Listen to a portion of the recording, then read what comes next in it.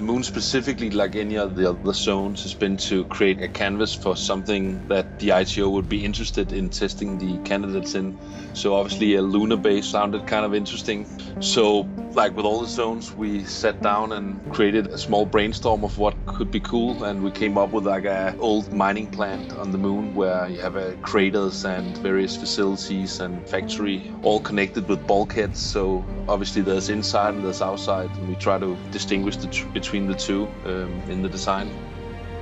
The look kind of came, it's like form follows function with our current module set. We don't have that many options for creating custom stuff, so it's the same modules that we just stretch to fit the needs of the various zones. So you start with the canvas, you create like a height map and start molding the terrain, and then after that phase you start adding a few buildings and tweak stuff, and then it kind of evolves from there. It's not like there's a master plan that we follow creating the zones. I mean, we have an idea and then we go with the idea and just step by step through the iterations create it as we go. The core concept is create a real estate for interesting combat where everything is kind of interconnected and you have options for cover and the ability to hide loot and stuff like that. So that's definitely part of the setup to have that in mind when we design the zones.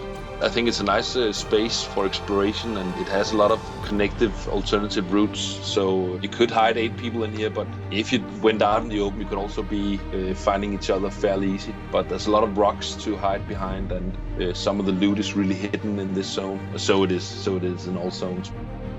I think the favorite feature is the core mining crater, because that was something that came up fairly early, and that just became like the centerpiece for building the rest of the moon. And then suddenly, as you move with modules, I was able to create a radar dish, and that created an additional piece. And again, it's good to have these interest points where you can say, by the radar dish, or near the mining core, or I'm at the generator station.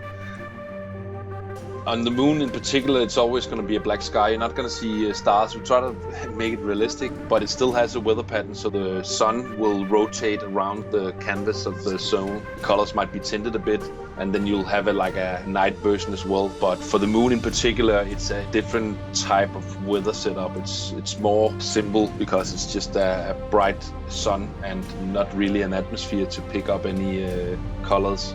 But we keep the background black. It's not completely black because I like the idea that the moon here simulated inside a big cave underground still has kind of like fog you can't get rid of. So although they try to create a perfect black background for the sky, for example, it's still gonna pick up a bit of dust. So there's a slight fog in the moon as well, which then helps support the color tint of the sun. It's an interesting space, I think, if I should say so myself.